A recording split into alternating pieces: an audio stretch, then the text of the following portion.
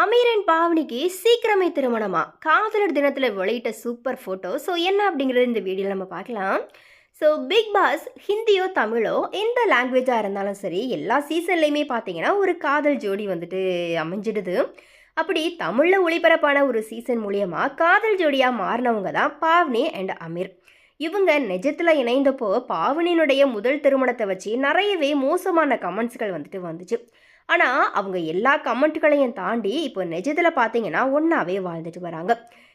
Live in ரிலேஷன்ஷிப்பில் பார்த்தீங்கன்னா இவங்க இருக்கிறாங்க. இன்னைக்கு காதலர் தினம். உலகம் முழுவதுமே உள்ள காதலர்கள் இந்த நாளை கோலாகலமாக கொண்டாடிட்டு வராங்க.